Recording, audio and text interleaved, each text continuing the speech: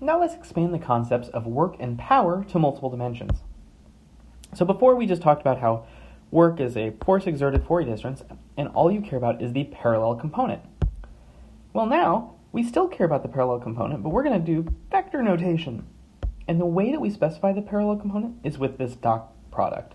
So let's take a little trip through mathland and figure out what this means. When you're looking at a dot product in math, or sometimes called the projection, we care about how much of vector A points along B. So if we look at this little piece right here is A dot B because it is how much of vector A points along B. With numbers, well, how would I find out this side? Well, this looks a lot like a component in this angle. It's the adjacent side. Well, A dot B is just the magnitude of A times magnitude of B times cosine of the angle between them, theta. So this will tell you how to find the magnitude of that value. And notice, it doesn't have any direction. It's not a vector, it's a scalar, which is also why it's called the scalar or dot product, well, scalar product. Dot products because it looks like a dot. And then you have with components. So if you write this, A dot B is just the summation of AI dot BI. What this means in math is you're going to have AX times BX plus AY BY plus, and then you just go down the list. Let's revamp this and see how it plays into work. And here we are back to work. So F vector dot dr, integral. So if we're looking, well, we know it's going to be, these are going to pair with each other, your x components pair, and so do your y components match up to each other. And you get fx dx plus fy dy, the part of the force in the x direction, times your displacement in the x, plus your y direction. Force in the y direction times your displacement in the y direction. There's one thing we should note, though, and that's that if the components are independent, if fx only depends on x and fy only depends on y, order doesn't matter. It's path independent. You can just go whichever way you want. However, if fx is a function of x and y, and fy is a function of x and y, then you have to specify a path. So it matters if you go this way, or if you go that way, or if you just go straight this way. And we'll talk more about this later when we get into work functions. The other piece we need to know is about power, and power is just the rate of energy transfer.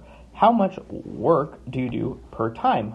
Because work changes energy, so how much work do you do in a little amount of time? So this is the derivative of the integral of f dot dr, which turns to f dr dt. Oh, that looks familiar. What's that? It is velocity. So power is just your force vector dotted with your velocity. General problem solving strategies doesn't change too much. Specify the reference frame. Good with that. Identify the forces. Draw a picture. Again, always draw a picture. Decompose all vectors. So now we're breaking things into components. You have Newton's law. Each axis of your coordinate system will have this Newton's law equation, and then you just math it out, which we will do now. And we're going to start doing this with the example back to the block on the ramp. Just because it's fun, we get to tilt our axis. Let's take a look at it. So again, we're going to tilt our axes because we know the block's accelerating down the ramp, so I'm going to line up an axis with that.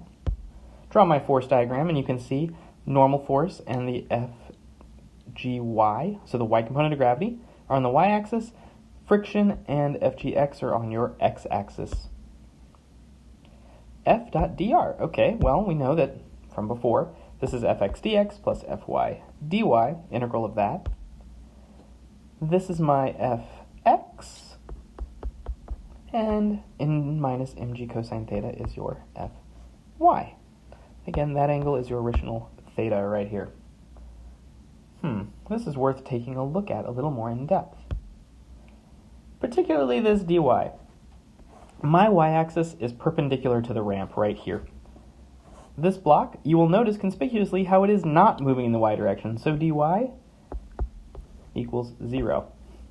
But you can also see, since it's not accelerating, if I said f net in the y direction is may, which is also equal to 0, which means these two forces are equal, which means this is also 0.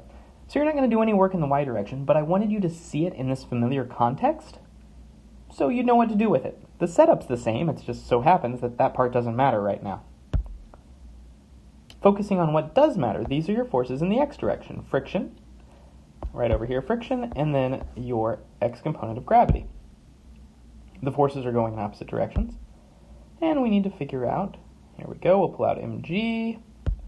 Let's do some integration. I'm going down the ramp at distance s. I'll just integral of s, or just s.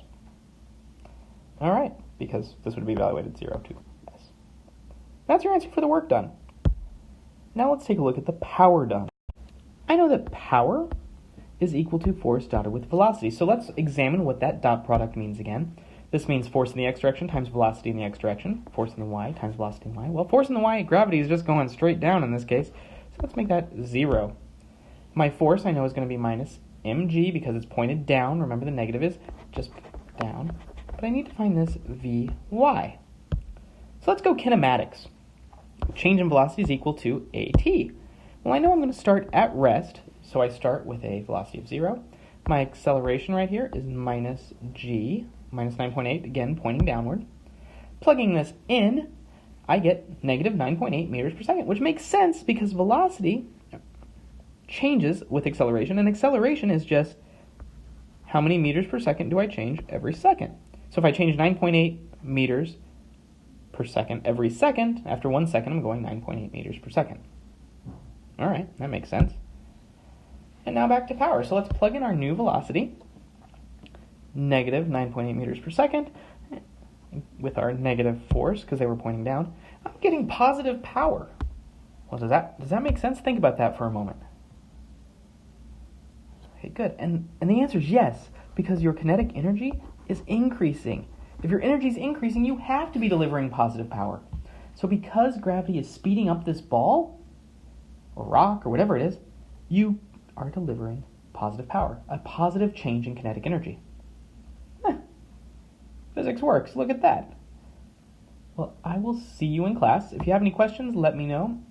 I will see you later.